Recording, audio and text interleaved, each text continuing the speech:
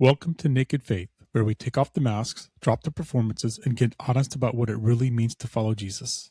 I'm Ron, and these are my amazing co-hosts, Grace and Michelle, and together we're creating a space for real conversations, real stories, and real encounters with a love that never gives up. No agendas, no religious hypes, just real people sharing how God met them in the messy middle and pointing to one truth: Jesus still transforms lives. So whether you're walking strong or hanging on by a thread, you're welcome here.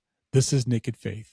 Let's get into it. All right. Well, welcome everyone. So this is a super special episode for us because it is our 1 year anniversary of Naked Faith, and it's kind of hard to believe that we've been doing this for a year. Yeah, and we do miss Michelle. She had other conflicts, so she couldn't be here for our special episode, but we're very happy to just get to do this regardless. So, yeah.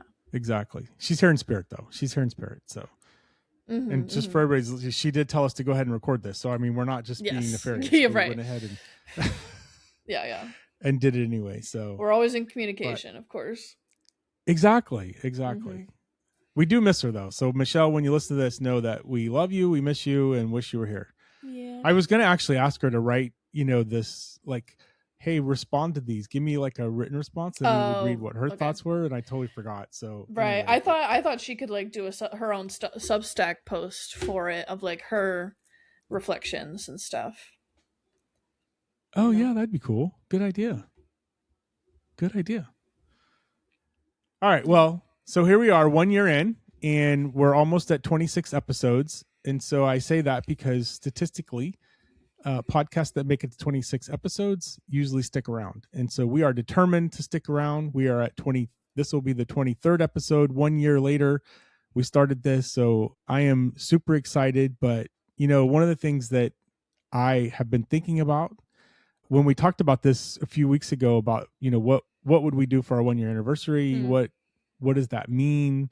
I started reflecting on some questions. And so I am going to ask you these questions and we'll have a little bit of discussion. And so the first question that I wrote down was, reflect on why we started this podcast in the first place. Yeah, I mean, in a way, I feel like it was simply to connect with people, with anyone, and I think it may have had an unexpected part where we just really started to learn more of our own faith and spiritual journeys, because we don't always have a guest, but I feel like the original intention was to have guests share their journeys, which I'm so glad we've had that too. It's been really cool, honestly, to get to know more people and like hear about their life journeys and what got them to this point in their life. Like, it's very cool and interesting that we're able to kind of intersect with other people's life journeys, so to speak. And then there's the other part of reflecting on our own life journeys and relationship to faith and spirituality. So I've just been thinking a lot about how we called it Naked Faith for a reason, and I like that it's not specific to a religion. Obviously, we have been a bit more like Christian based and focused, and like all of our guests have been Christians, but this kind of ties into a later question I know that you had shared with me, Ron, of like where we want to see our podcast go and how we want to see it grow. Is like, I would love to have anyone who has any, faith, spiritual background, or just I don't know, like my idea of the podcast is just like meeting people at different points in their lives and where they're at in their life journey and how that might pertain to faith and spirituality as well. It doesn't have to be, a specific religion, but to have all those different backgrounds would be cool. Yeah, I get that. So I think for me, I think about like, when I always talk about the mission set, right? Like what started it. And, for me, it was more about, one, I like what you said, connecting with people, because that's really kind of what it was about. But it was more, it was also for, I wanted to start this to kind of talk about the difficult topics that you don't really normally hear about. And, what is the truth, right? Like what is, what does it really mean when, you read something in the Bible, and why do we skip over certain sections? And then, the second probably really kind of what it was like you said, people getting their stories out there, because there's a lot of people that have stories that they just don't get to connect with others, and they're valuable. And I think we all have something that we can connect to in life, and you hear something in somebody's story, and somehow it'll touch you in some way, or move you, inspire you, or you can relate to what that person's going through. There's lessons in everything in life. And so I think that was really it. And I go back to that, the key verse I always say, love your neighbor as you love yourself. And so for me, it was more like, what does that really mean? And looking at exploring that topic and kind of picking it apart. So Yeah, it's like, I think a lot of it has to do with empathy for others, but then in part of loving yourself, there's a self-care there. There's a self-care aspect there that you can then, apply with others as well, of like taking care of others. Yeah, for sure. Agreed. So over the past year, do you think our mission has changed? I don't know. I mean, I feel like we kind of explained it all already. I think when we started, we might not have fully envisioned or could have seen what the podcast might have ended up like, how it's evolved. I don't think we would have seen that coming. So then to be at a point now where we're like, oh yeah, we are like talking about a lot of more deep stuff and thought-provoking philosophical stuff that I might not have necessarily thought about when we first started.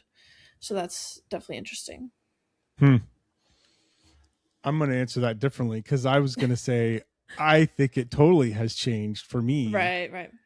And, I guess it's funny when I think about what we started, right? We talked about in our planning leading up to launching, we did kind of talk about what we wanted out of this. And one of it was, one was Bible, like a Bible study type thing where we're, diving deep into the Bible and picking apart some of those things.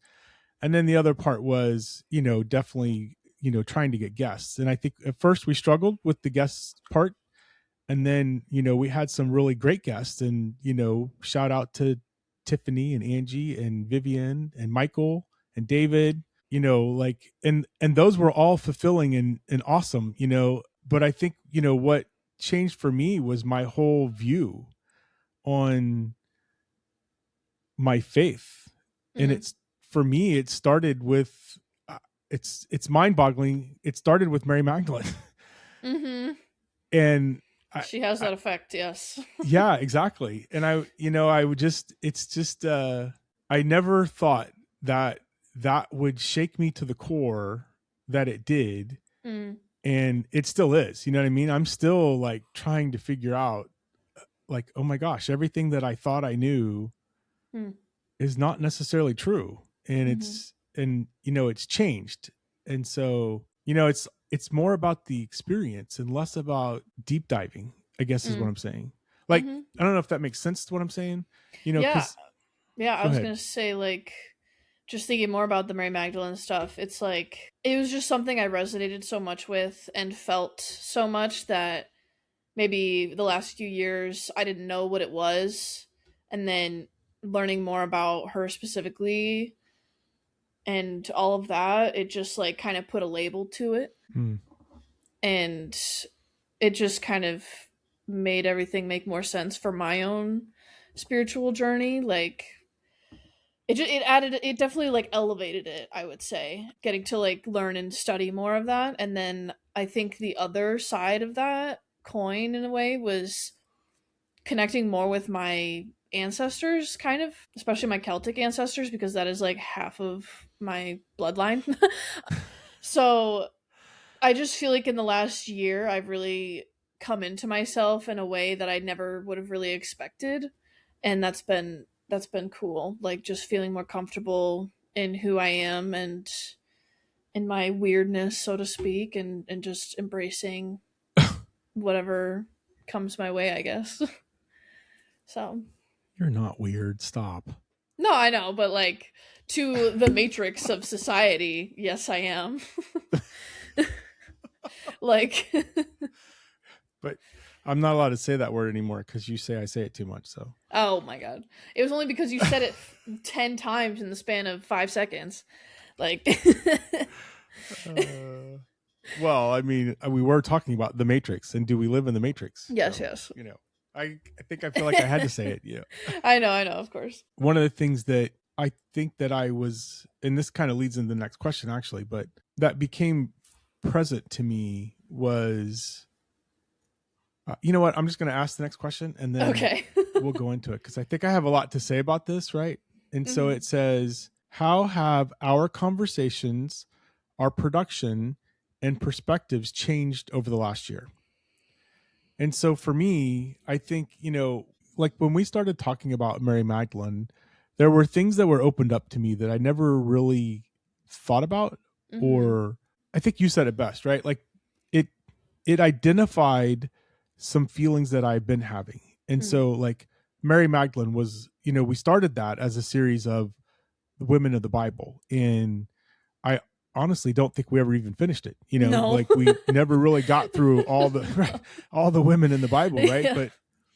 But you kept, and it was you that kept saying, "Oh, I want to get to Mary Magdalene. I want to get to Mary Magdalene." And so, we just kind of jumped right into that and not knowing anything about it. But one of the things that I think that opened up for me was the energies. And when we talked about the divine feminine and divine masculine energies, and the divine feminine, one of the things I've learned about this is divine feminine, in the book of Genesis, before it starts talking about the creation, it says that there was the void and the spirit hovered over the waters. And that the word spirit in Hebrew is ruach, and originally it's a feminine word. So the spirit is feminine, but because of bad translations, it became gender neutral over time. And then in the Council of Nicaea, it became male. And so for 1500 years, it's, you always hear the Godhead, right? It's the Spirit, the God, the Father, the Son, and the Spirit, and they're always referred to as He in the Bible.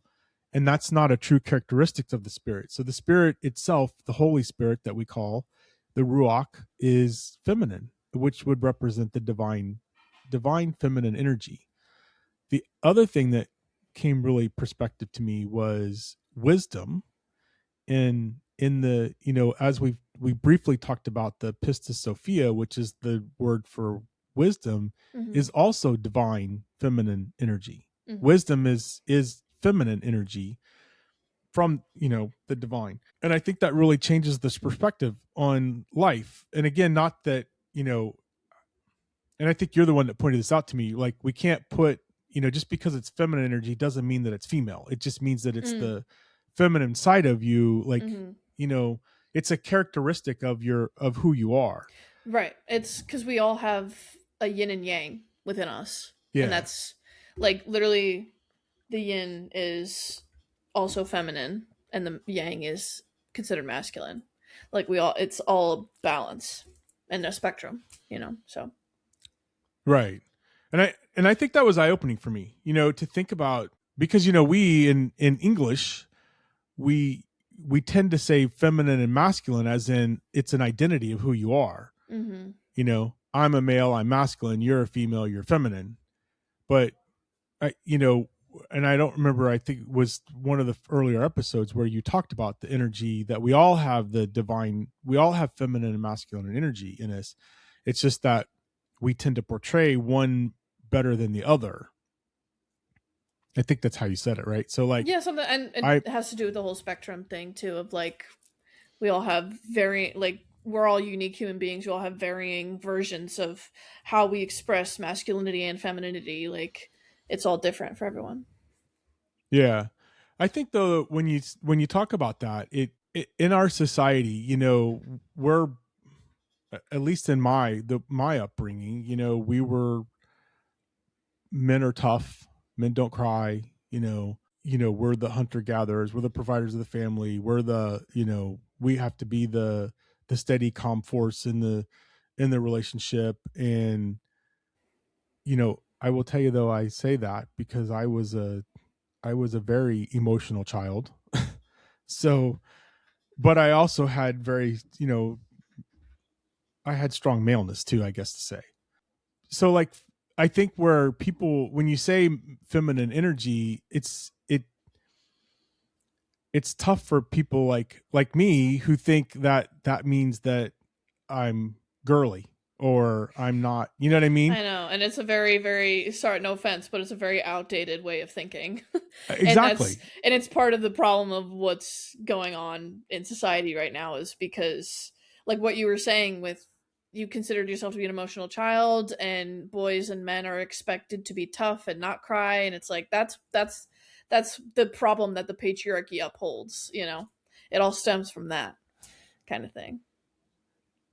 Uh, yeah, absolutely. And that's why I was going down that, right? I was going down Yes. that path because I think, you're right. It's our society drives that mentality to think, oh, and we tend to use labels to put people in buckets, right? Like the word toxic masculinity. And I'm not saying that Mm, toxic masculinity is not a thing. I think it is a thing, but I'm just mhm. saying, that has a very bad connotation. And when, you're sitting around with a group of guys and you say, oh, you're being very feminine, like that means a negative thing, right? Mhm. And I think like for me, this podcast and especially talking about it has opened up that framework for me to not like to see the beauty in that, Mm. Yeah. if that makes sense. Mhm. Cuz yeah, I mean the feminine is all about flow, you know, and that can also be related more to the emotional side of who we are. Like we're human beings, we all have emotions, you Mm-hmm. know, and so it's just really messed up that, you know, half the people on earth were expected to not suppress all of that, you know. And that's then what causes issues of certain lashings out in men and how they act and behave and yeah, it's an incredibly turbulent time we're living in right now and it's really interesting to see, at least personally, I feel like I can see, know, and understand exactly where it all comes from. And that's just who I am as a person, too, like of how empathetic I can be.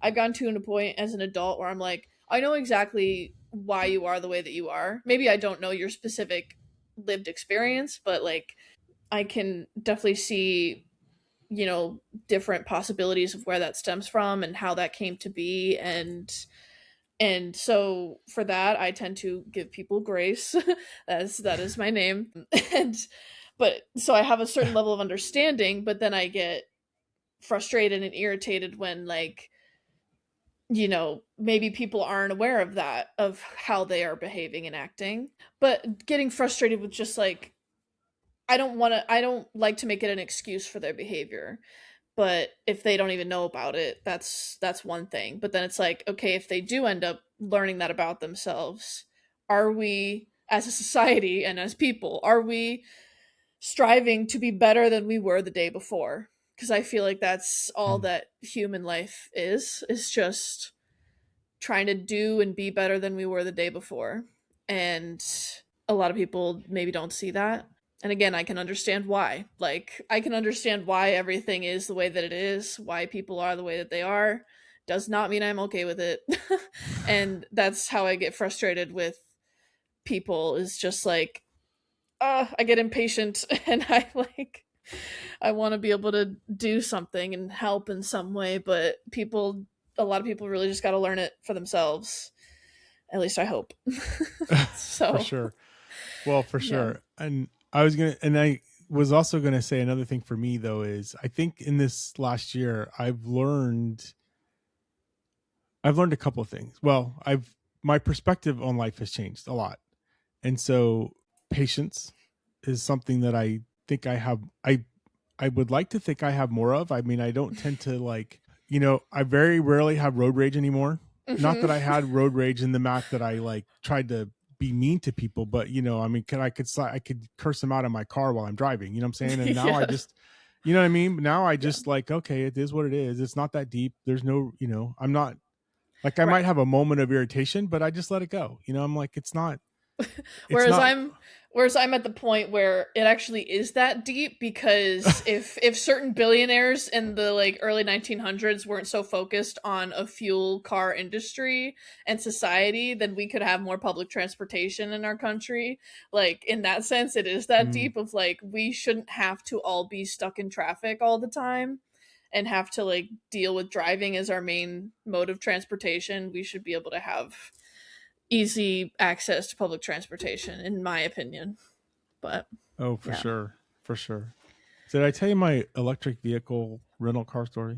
no, Oh, I don't think so. Maybe it's been a while if you have, it was but a I don't think so. nightmare. It was a nightmare.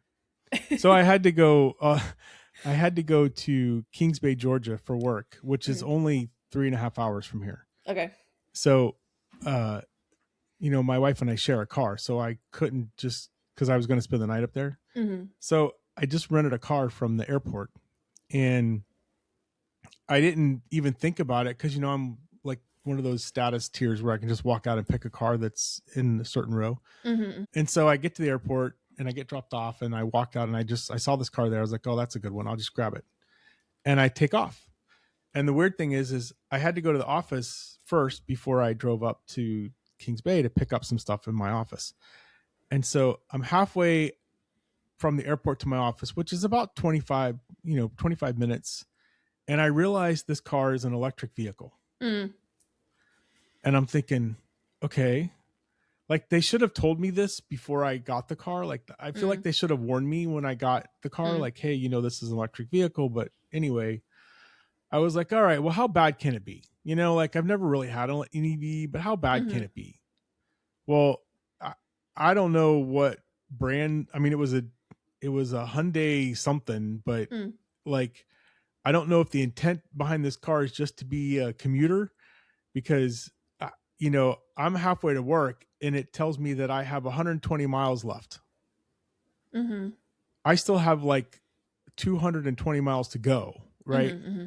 And I was like, okay, so now I get to work and I'm looking around the car and I'm thinking, how do I don't even know how to charge this stupid thing up. And, so anyway, I get my stuff and I start driving up there, and I didn't even make it halfway, and I had to stop and charge this thing up. Mm-hmm. And it takes 45 minutes to an hour to charge the car up. Mm. Now, here's the conspiracy theorist in me. When you look at where you can go charge these cars up, you ever wonder why McDonald's invested heavily into charging stations?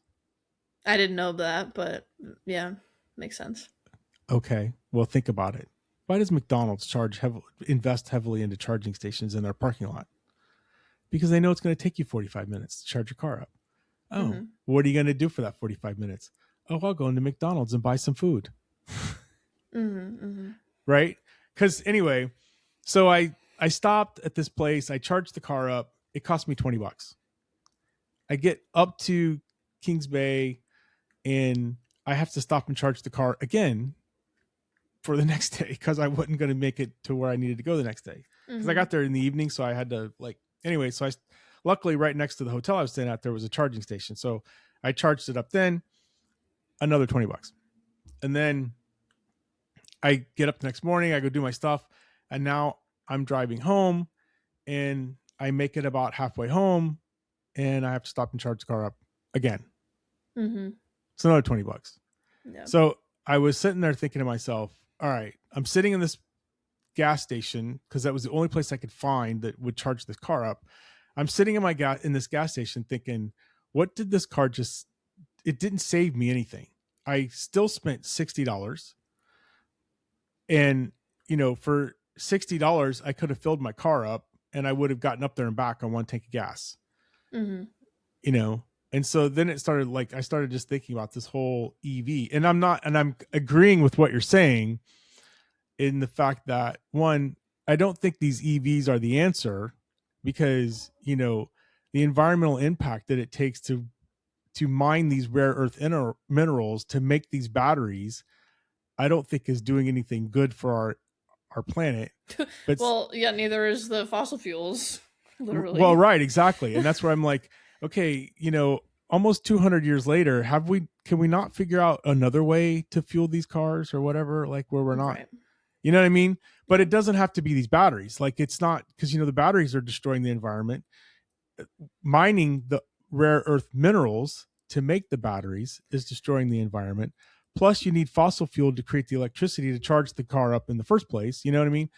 And so like this whole cycle in my head was going through and I was like, okay, I don't know what the answer is, but I mean, but the point of that was I never really would have thought about the impact to our planet had it not had to sit there for 3 hours at, multiple times charging this car up. Does that make sense? Yeah. Yeah, it's one of those things where there's technically no ethical consumption under capitalism because nothing is ever ethically really made. Yeah, true. And anything that maybe is like fair trade or I don't know, whatever it is, like anything that's not ethical could be more expensive, but then sometimes more expensive stuff still isn't ethical. Like it's a snake eating its own tail situation. Like, yeah. But anyways, yeah. So I think my perspective has changed. I will say that you have definitely changed my perspective on life. Oh, I mean, I love our conversations. I've told you this before. Like it's thrilling to me to hear your perspective on life because I mean, I've forgotten what it's like to be your age. And you know what I mean? And so, yeah. I mean, I'm going through some of this with my own son and, he's moving out, he's trying to find an apartment and the struggle of trying to find something affordable because he doesn't want to live with anybody. So, the struggle that he's having trying to find something affordable.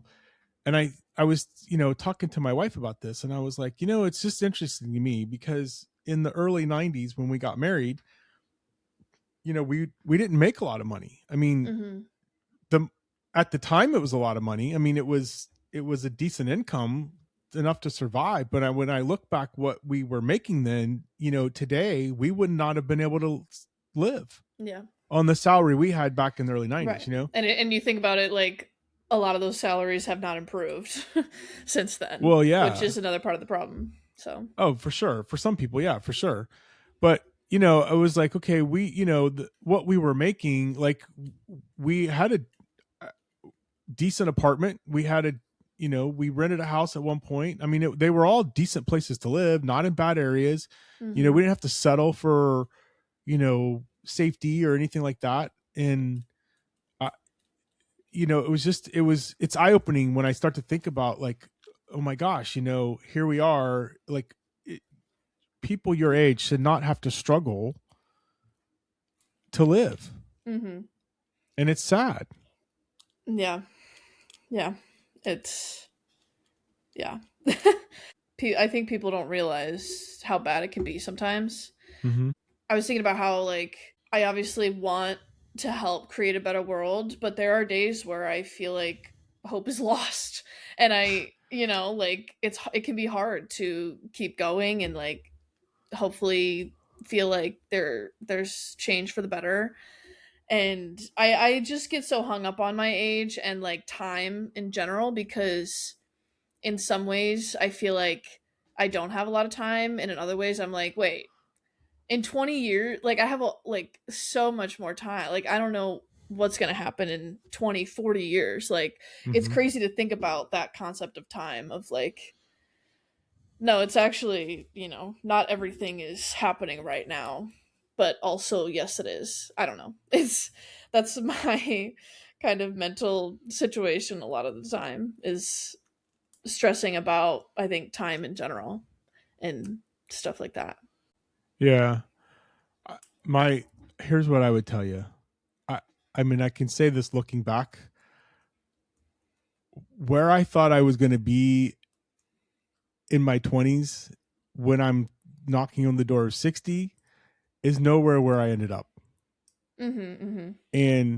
But what I can tell you is the journey to get here has been fun and enjoyable. Right. It's been worth it.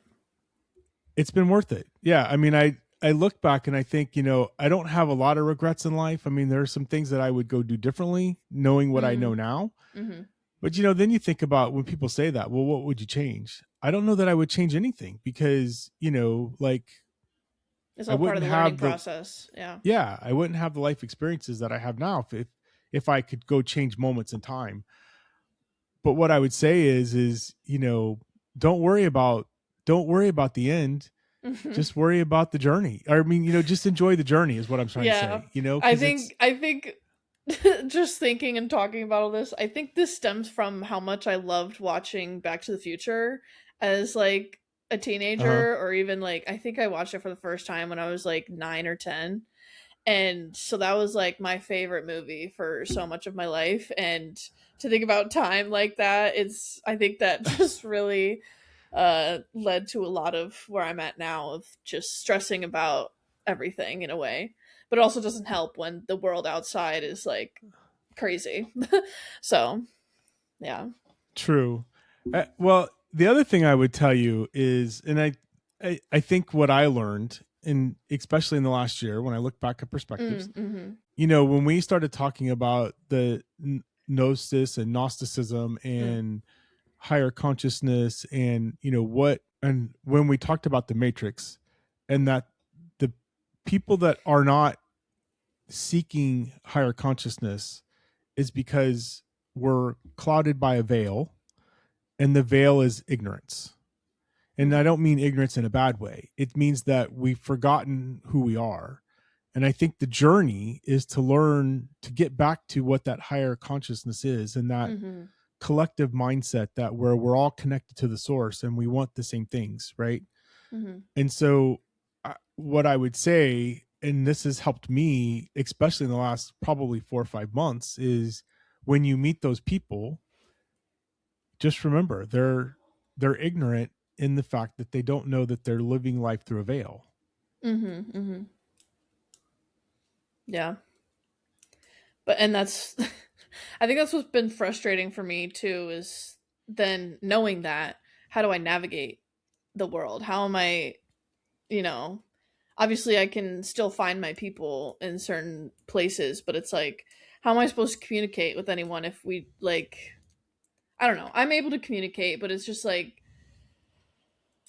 frustrating in general to just know certain things, but also know that not everyone knows what I know. Like, we all have our own lived experience, and yeah, I don't know. Like, I feel like I'm this isn't to sound cocky or anything, but like, even my therapist has said this to me of like, sometimes I'm too smart for this world. Like, it's, too smart for my own good or something like that. So, yeah.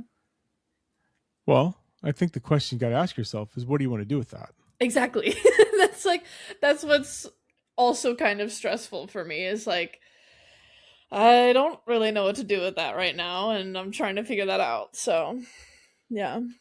Well, I mean, I can answer that for me. I can't answer that for you. Right. But for me, this is the platform to educate people, to make them aware that there's a different way of looking at life.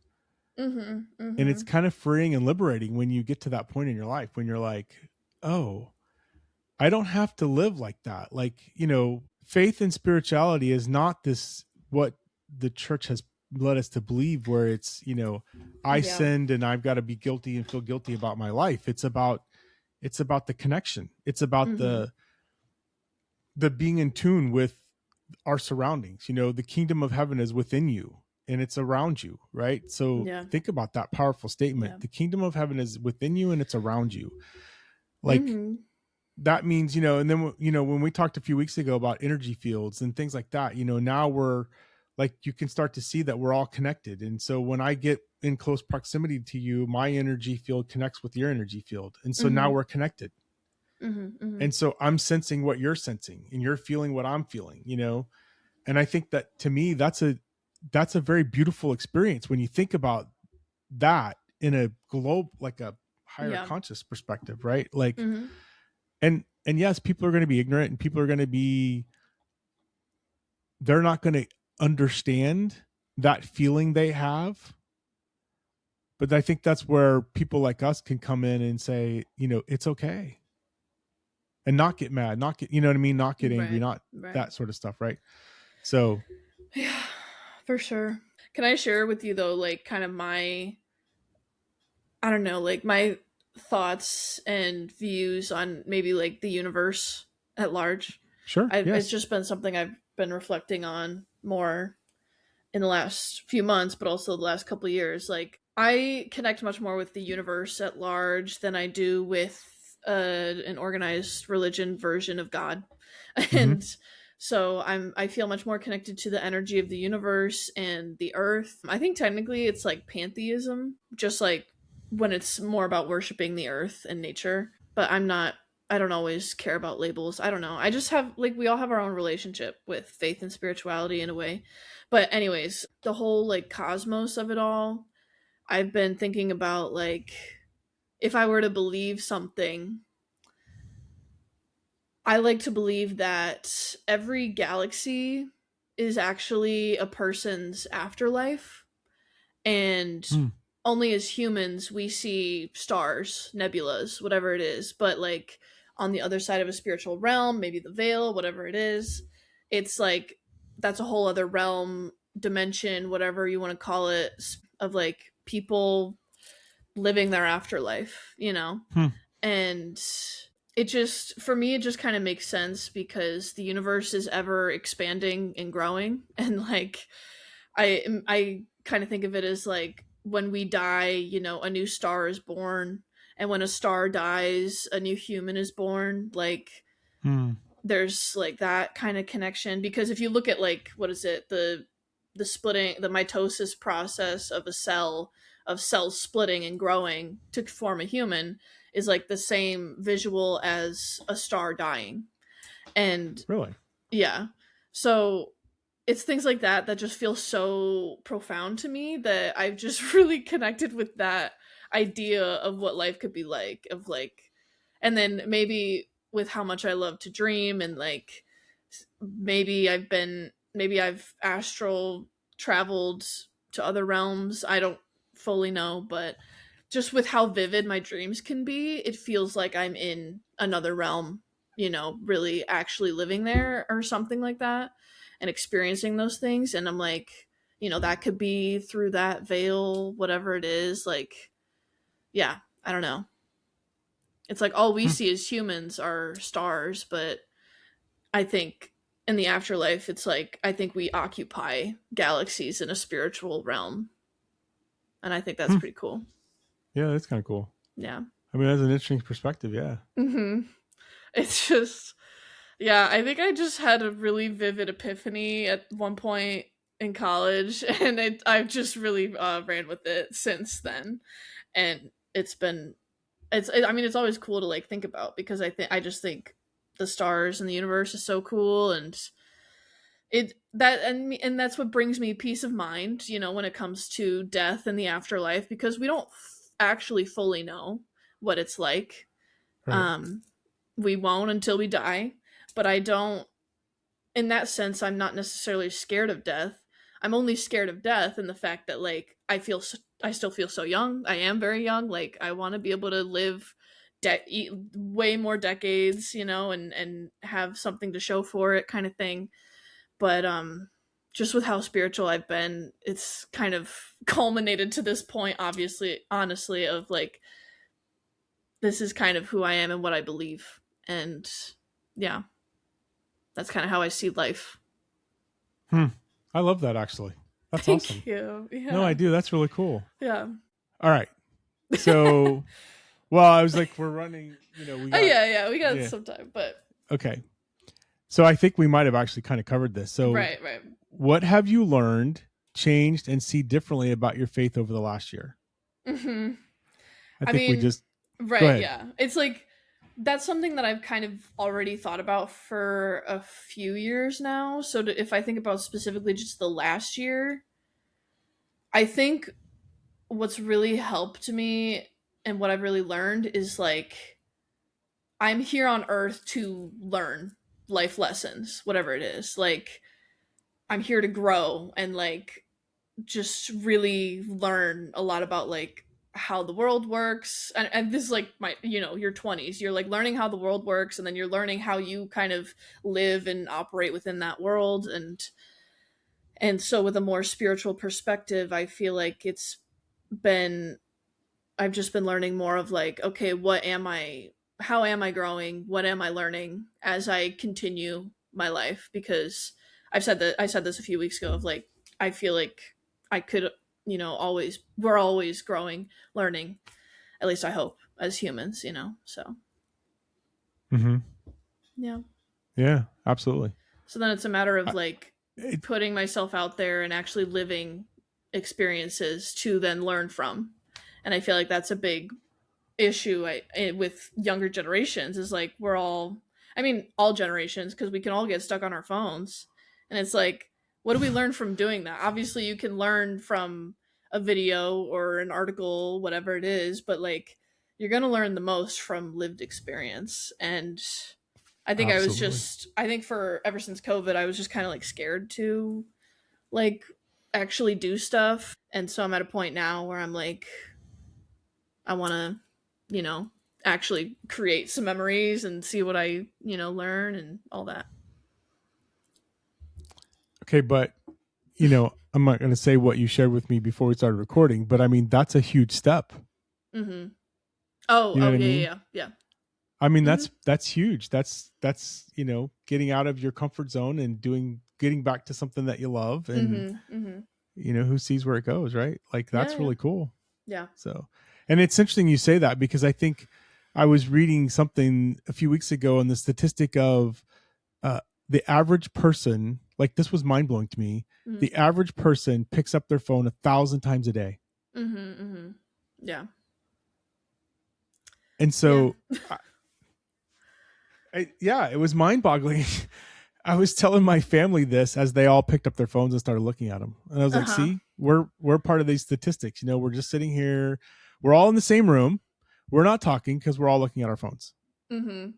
And here's what's mind-boggling to me, and I think, like, I look back at, I had my grandfather, one of my grandfathers, who I absolutely adored. I mean, I loved this guy.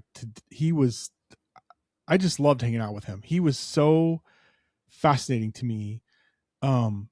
Because he had this life. He grew up in the Depression, Mm-hmm. and this life that he lived was just incredible. Like before he met my grandmother, he jumps on a train. He was a hobo for a few Mm-hmm. years. He jumps on Mm-hmm. a train and goes all the way out to California as a hobo. Like it's just like, and I always think back in perspective of, like,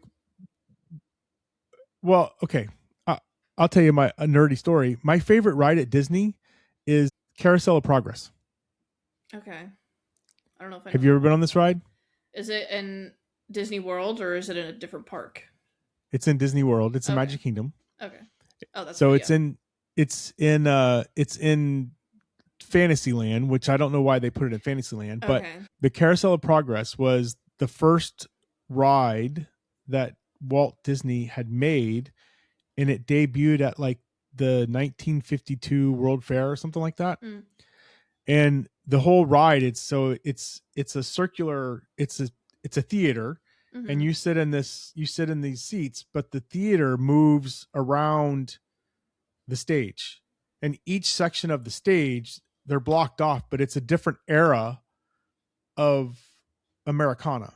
And Mm-hmm. so you start out and it's like 1920, and they're, it's the same family over the decades, but they're Mm-hmm. telling you what life was like back in 1920. So like I think about that, and they didn't have indoor plumbing, they didn't have Mm-hmm. refrigerators, they didn't Mm-hmm. have, they didn't have electricity, Yeah. and then the guy will sit there and he'll tell you about what life was like, and then the theater moves, right, the seats move, and then you go to the next one, and now it's like the 50s, and he's telling you like, oh man, we got these dishwashers now, and Mm-hmm. we have this thing called the rat race, and they're living in the suburbs, and like in this, we now have indoor plumbing, and you're Mm-hmm. like, oh wow, that's really cool, and then they finally, you get down to the very end and it's like modern day, right? And you see like now they're sitting there and they're playing with their VR toys and their cell phones and this, these smart homes and stuff. And like I used to think about when my grandfather would tell me these stories of his life growing up about like the things that he saw and that came about in his life that we take for granted today. Mm-hmm. And then even myself, I think back, like I'm like, wow, like I have, when I was a kid, we didn't have cell phones. Mm-hmm. We didn't have internet. We didn't have, cable didn't become a thing until the mid 80s. Mm-hmm. Like I can remember when we first got cable, like that was as a kid, you're like, that's the greatest thing ever. Cause I'm no longer the antenna, you know what I'm saying? Right. And so, like, and these were things that happened in my lifetime. And, I look today, like, I carry I carry 2 cell phones. I got one for work and one for my personal, you know what I mean? And like, that wasn't unheard of, a computer, like you can't live life without a computer nowadays. You know what I mean? So like all these technological advances that happened, and it goes back to like what you were saying, time, right? Like time, what was time like back then compared to what time is like now, and so it's just an interesting perspective. And I think, if I get back to the question, what have I learned? I think I've learned to just slow down and just enjoy life. Mm-hmm. And it's all about the experience. And not to say that I'll never not be the person that's researching all the time and trying to find answers to things and, coming informed. But I think what I've learned is that that's not as important as I had put it a year ago. Mm-hmm. Because I get more fulfillment in this. I get more fulfillment in talking to you guys and hearing about your life, than I do reading books. Like that fulfills me as well, but not as much as just connecting with people. Yeah, for sure. Yeah. So I feel like there was something I was going to say, but I don't know. Well, yeah, just like rambled for too long. Oh no, you're fine. It was just I've been thinking a lot about that too. Of I mean, I've been saying this, but time in general. But sometimes I'll be like getting ready or like doing whatever in life, and I'll maybe momentarily think about like what would my life have been like hundreds of years ago. Like how different is it? Like obviously, I think about just like how advanced things have become for sure, and then sometimes I feel like our ancestors are all screaming at us of like, you didn't have to go to the bathroom in a hole in the ground. Why are you complaining about your life? Like right. There are so many things that we can actually be grateful for because we are so incredibly lucky to have all these technological advancements. But there's the flip side of like being exploited and things are being taken advantage. Like it's a lot, but it's still like to have running hot water. I think about that a lot of like how many people had to bathe rarely, if at all, and then like only had, rivers or like a bucket of water that they could use. Like it's crazy. Yeah, true. It's just so simple, like just simple things like that. Yeah. Oh, absolutely. I agree with you 100%. Yeah. So, all right. So we got 9 minutes into our hour. And the last question was, where do we want to go in the next year? It's a good question. Well, I have an answer. I've thought about this. Yeah. I'll prompt it. So I've talked about this for a while. And I think, one of the things that I really want to see is, I would love for this to be a broader outreach and reach more people. And I think that, we tend to get more traction when we have guests on and we're hearing about people's lives. And I know in the last probably 4 months, I've not put as much emphasis on trying to find guests. And I think that's where I want to go back to. Okay. I definitely love our conversations, and I want to preserve those times as well, where just the 3 of us can have conversations. But I also want to say, like, hey, we need to broaden this. So that's the first thing. Yeah. The second thing is I've said this to you guys before offline, is that I would really love to, like, if this could be the full-time job, I would love for that. And Yeah. I don't know how I've thought about different ways of making that happen. And so that's where I want to try to go the next year. And it's funny because I was telling you I did numerology before we started recording. And one of the things it said was that based on my name and my birth date and the numbers, blah, blah, blah, that I'm in year 2, which means this is my planning year. And year 3 is the year when everything starts happening. All the things that I've been thinking about and putting into plan, like year 3 is when it starts happening. And so I was like, that's really interesting because, you know, we're in the middle of my year 2 and we're going to go into year 3. And like, I just, you know, like I could even envision different podcasts, you know, that either we're hosting for people or that we each have our own little podcast that we're doing. You know what I mean? Not just this one, but we all have like something else. Cause you know, there's other things that I could talk about that aren't really spiritual related, but are life related, you know? And so I haven't quite nailed it all down yet, but I think that's where I want to go. Yeah. No, and, for you know, sure. we talked about this media company. Like I want to do that, you know? Yeah. No, Anyway. I totally get that. And I'm on board with you. That sounds more like 5 years than 1 year, but I get it. I totally get it. you know what I mean? I'm not, because the original question was just like 1 year but I totally get like where you're going with that. So yeah. Well, true. And, you know, Rome wasn't built in a day, right? Yes. So like, but we can start laying the foundation Of for, course. I mean, we already have, you know, in a way. Yeah. So. And yeah.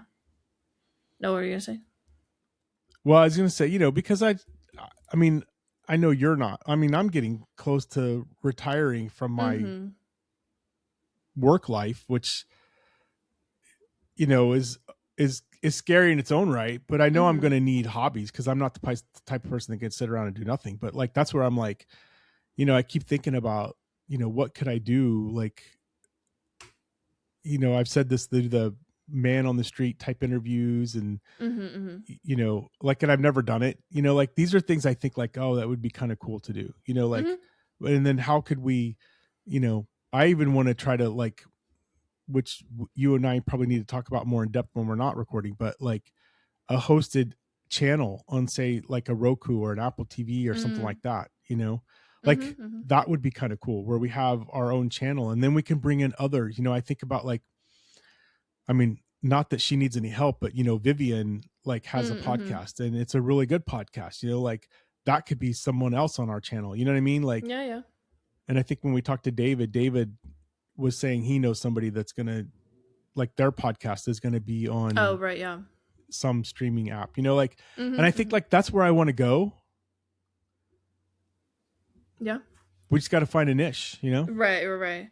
Yeah. I think obviously this is all part of like more planning stuff we can talk about outside of this, but just finding more ways to put ourselves out there, connect with different communities and stuff like that.